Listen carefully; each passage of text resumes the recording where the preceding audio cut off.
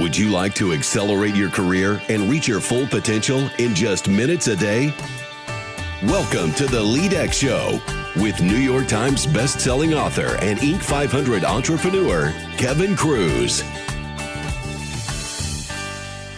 Good morning, everyone. Kevin Kruse here. I am honored to be spending another Friday morning with you, assuming that you are up to date and listening to this podcast on your Friday morning commute to work or on the treadmill or whatever.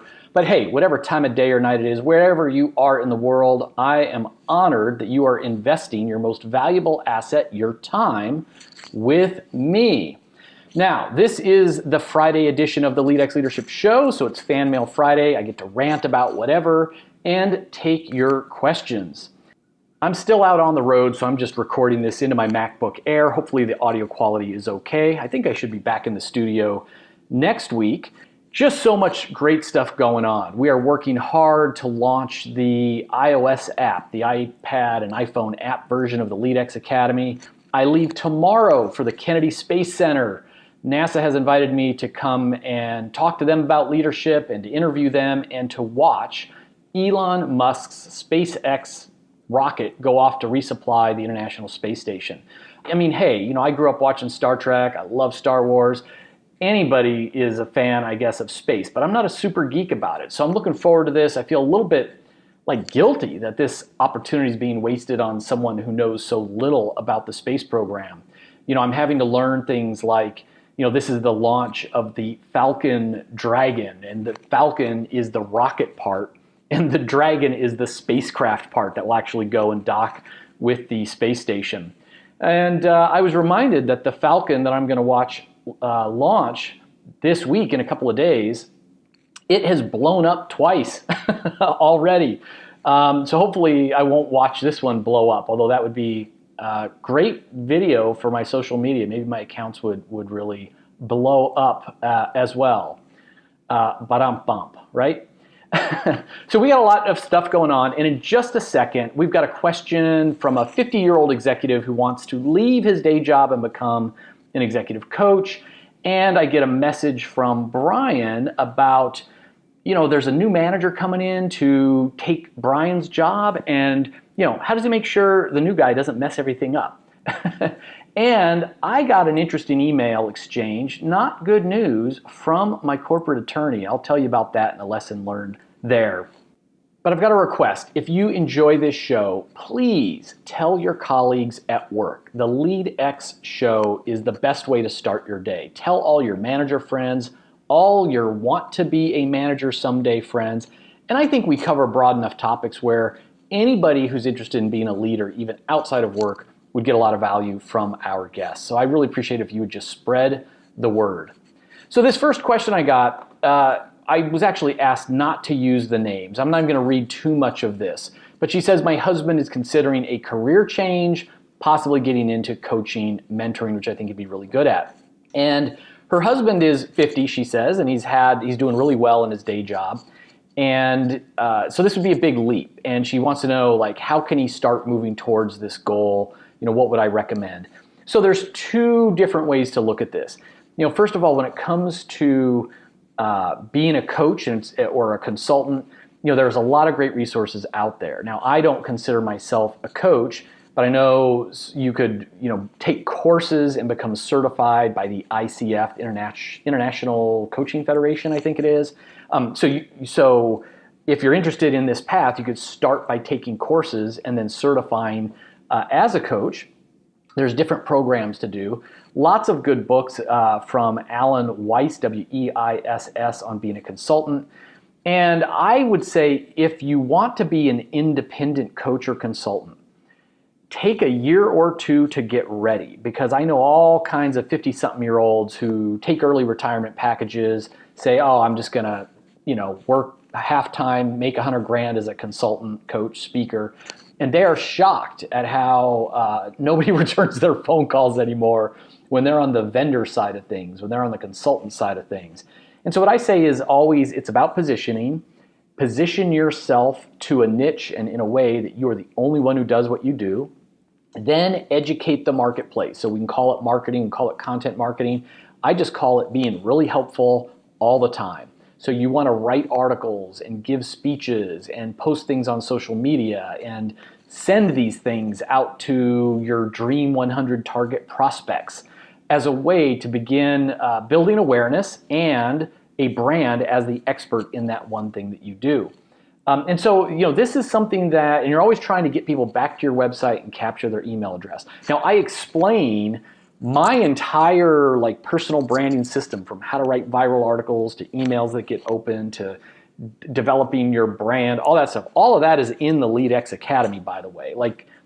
I know this sounds like totally hype, but someone who wants to become a coach or a consultant, you can make $1 million from that content that I'm sharing you, how to write for Forbes and all this stuff. And so for the, 10, 20 bucks, what is it now? 20 something bucks a month for LEADx Academy. It's a crazy good opportunity. But I digress. So, set yourself up for that. And even if you want to work for another company, I think you want to build your own personal brand. It's easier to build a brand around a person than a company. So good luck with that. Now, I have another question a little bit closer to leadership transition. Brian says, I'm the top manager in a fairly new organization. We have grown fast. Soon, a new manager will join us as my equal to run the specialized unit. My role as manager has encompassed the entire thing since its start. I've set the standards, I've set the tone, the culture, and so on. I'm excited the new manager is going to run the unit and take the load off the rest of us. But how to make sure that change remains positive as the new manager and I work together? How will all stakeholders see this as a seamless transition? So, Brian, you sound very successful, and I'm sure you're going to just be fine with this transition regardless of what I say. But it did make me remember a time when, in a partnership firm that I was part of, I got promoted up out of a division that I had founded and started from scratch, and another partner took it over. And it didn't go that well. And at the time, there was no obvious thing that I was doing wrong. But when I look back, if I could have given advice to my younger self, I'd say, first of all, take my own ego completely out of it and be thrilled that there's a new person in charge, thrilled that everybody's going to get to grow under a new leadership style and experience. And even if the new leader, if I have a 3-step system and he wants to do a 10-step system, if I say blue is the best color and he says orange is the best color, no matter what, I would just embrace every radical thing he does, or she, it was a he in my case.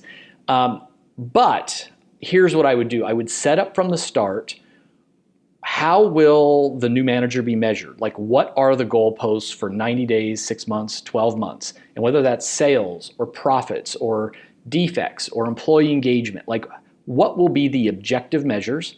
And then what are the guardrails in terms of how you're going to achieve those results? So there's always, can you get results? But then how did you get the results? And you want to make sure people are getting results in a way that's legal, ethical, and within the values of your organization.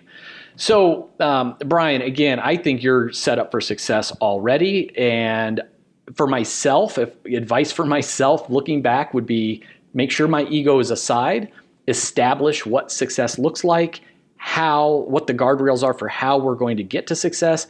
And then I would just butt out and stay out and say, how can I help? How can I help? Now, if there's a violation of a standard or an agreed upon goal isn't hit, then that's a performance conversation. That's a different thing entirely. Now, I have one more story for all of you. I always like to try to give you a glimpse into the back office things at LEADx. And if there's a lesson learned, I like to try to share that. And while I was traveling just recently, I got an email from my corporate attorney saying she was very apologetic and it was a problem. Now, this is an ongoing matter, so I can't be very specific about it. And it's not like I'm suing anybody or anybody's suing me. It's about intellectual property. Let me just say that, let's say we're trying to go for a patent on something. So her initial work was to research this and to prepare documents. And she said, there's going to be no problem. We're going to do this thing. And, so there's significant time and thousands of attorney dollars investing in this thing that's very important to the very important to the long-term success of LEADx.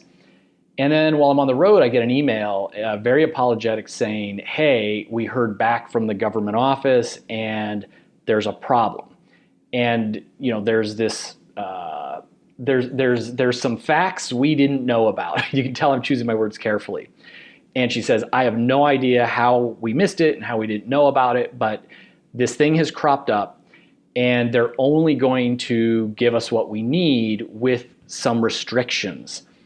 And the restrictions aren't great, but she explained like we need to accept this new plan because it's our best alternative moving forward.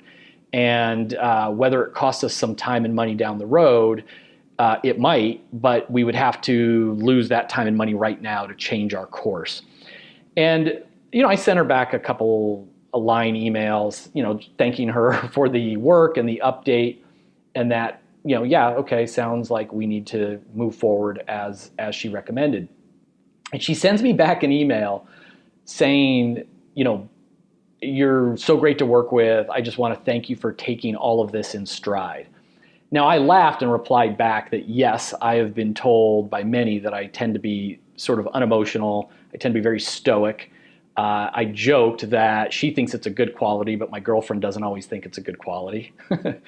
And, for those of you who have been following along in our Big Five personality work, and we launched the Big Five personality assessment, one of the Big Five, the domain is negative emotion. Originally it was called neuroticism, but people got neurotic when we used the word neurotic. So we changed the name to negative emotion. And I'm really low on negative emotion. So it's, I'd like to say like, oh, I'm, meditated and became all zenned out, but it's just my personality, I think, more than anything. But it's something I embrace and I see the value in. It goes back to that thing that I come back to, whether you're doing a startup like I am, whether you are overworked and overwhelmed in a big corporate job that, there's never enough time in the day, whether you're traveling like crazy, whatever your thing is, and we all have that thing, we can react in the moment to things. Like I could have really reacted to this news from the attorney. I mean, I could have been depressed. I could have been upset. I could have been mad at her for not having all the right facts up front. I could have fired her. Whatever I could have done. That would not have helped the situation. It would have made it worse. It would have cost more time and more money. So if ever in these moments that become emotional, instead of reacting, we can pause and then choose to respond. And we choose to respond in a way in which we work the problem. Now, what I was amused about is the way she said, take it in stride. And that phrase kind of got in my head for a few days, because I think there's a lot of wisdom to that. It's taking what life throws at us in stride, especially business stuff. I mean, who cares, right? So take it in stride. It's not that we get hit with the news and we fall down, in depression, or that we lose our path in anger or distraction or confusion or negative emotion. It's that we're trying to get to a place. So we're walking with purpose. We're moving with purpose. We are walking with a stride, and we get this negative news and we take the bad news in stride. Doesn't mean we ignore it. Like we objectively looked at our options and picked the best option, and we kept walking forward. And it goes back to that idea that you really can't lose in life. You win or you learn. The thing that you are most scared of is often is a signal. Fear is a signal that is where the adventure is. That is where the upside is. And our fear is what holds us back. But if we just keep moving in stride, if we take everything in stride, then it's okay. And I just thought that was a great reminder for me, even though she didn't intend for it to be a reminder. Hey, that's all I got for this week's LEADx Leadership Show. I hope you've had a great week. I hope you have a great week coming up. And you know what? I want to get better on Instagram. Odd, right? Better on Instagram. But I know all of you have an Instagram account, or at least, I don't know, all of you under age 35 have an Instagram account. So I'm trying to get better. Now, LEADx has its own Instagram account at LEADx Life, so you can follow, and we promote our free course of the day if you're ever wondering what the course is, some behind the scenes footage, etc.